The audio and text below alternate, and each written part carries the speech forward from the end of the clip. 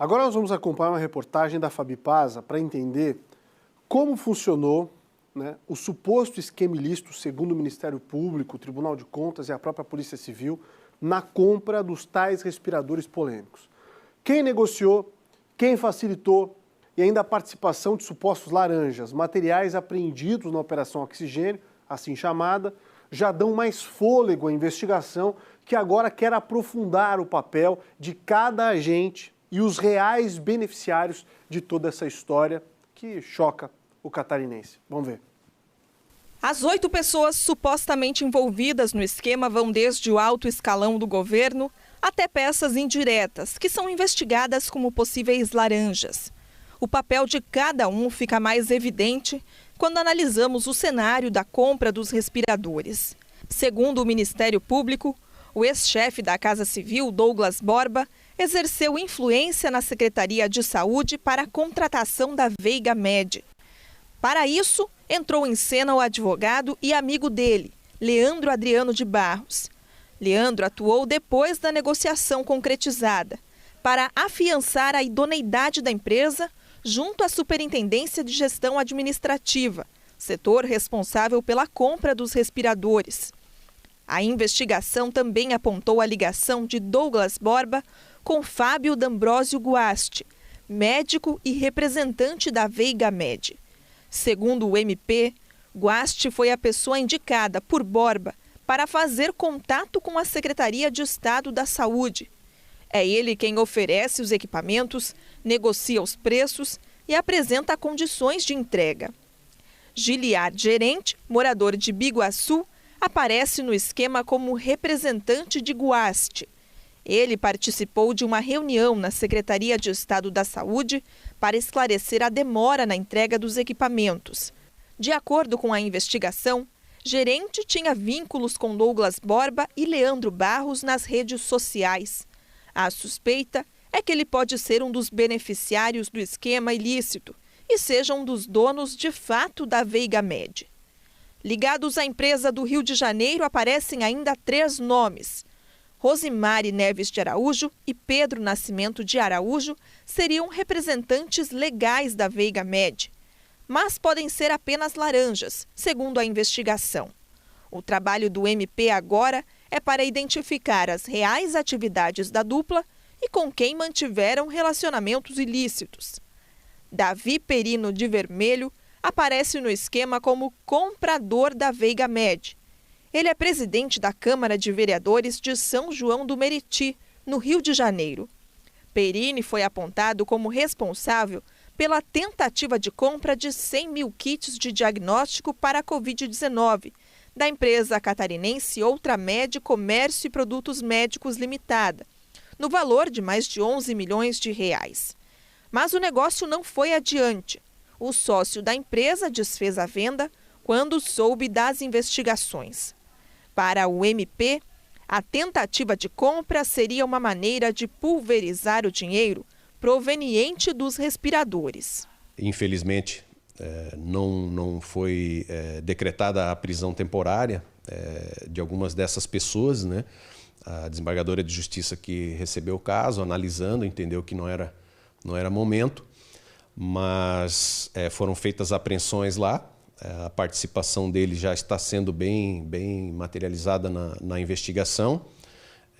Esperamos que se chegue também à responsabilidade não só de pessoas aqui em Santa Catarina, que em tese tenham participado dessa situação que tem já comprovado a fraude documental, outras situações, mas também essas pernas que nós chamamos, tanto no Rio de Janeiro quanto em São Paulo, que possam ser todos responsabilizados, né? Já que também colaboraram aí ao prejuízo ao erário público aqui do cidadão catarinense. A investigação também aponta a participação de um empresário que não teria ligação com a Veiga Med. Trata-se de Samuel de Brito Rodovalho. Ele é apontado no esquema como a pessoa que procurou uma importadora de Joinville, informando da necessidade do governo de Santa Catarina para a compra de respiradores. Empresa esta que, dias depois de revelada a suposta fraude, veio à tona para dizer que desistiu do processo porque recebeu um pedido de propina. A comissão seria de R$3 milhões. Para a investigação, Samuel teria contato com agentes públicos estaduais. Para ligar os pontos e buscar outras respostas, as equipes da Diretoria Estadual de Investigações Criminais se debruçam agora sobre os materiais apreendidos na operação do último sábado, com peritos em Santa Catarina e no Rio de Janeiro, analisando principalmente o conteúdo de celulares e as cópias de materiais retirados de computadores. O próximo passo é esclarecer quem foi favorecido e de que forma. É bem interessante como está sendo feito no sistema de força-tarefa. Nós temos uma equipe no Rio de Janeiro, da Draco, uma equipe que não é encarregada especificamente da investigação, mas está em apoio desde o começo. Tivemos a equipe que foi até São Paulo. Nós temos colegas dando conta de trabalhos importantes aqui da DEIC que não são relacionados a essa investigação, mas que não podem parar. E a polícia não tem nenhum tipo de obstáculo, nenhum tipo de impedimento. Nós vamos fazer tudo que tiver a nosso alcance e na velocidade que o processo permitir, que todos os órgãos que estão participando da investigação puderem acompanhar e atuar. Tão importante quanto saber elucidar a real situação de cada um desses fatos é saber o que dizem os citados na mesma investigação. Fabiane Paza, com o outro lado da moeda. Fabi, vem com a gente. Como boa regra do jornalismo. Polito, nossa equipe de produção buscou o contato das defesas de cada um dos citados nesse esquema ilícito apontado pelo Ministério Público e pela Polícia Civil. Começamos pela Veiga Med, empresa responsável pela compra dos respiradores. A Veiga Med informou que seus advogados estão trabalhando no processo e que, enquanto analisam todos os autos, pode adiantar que os nomes Giliar Gerente e Fábio de Ambrósio Guaste não respondem pela empresa. A Veiga Med informou ainda que hoje concentra seus esforços para garantir a entrega dos 200 respiradores adquiridos pelo estado de Santa Catarina. Informou ainda que um lote com 50 equipamentos já saiu da China e deve chegar hoje ao Brasil.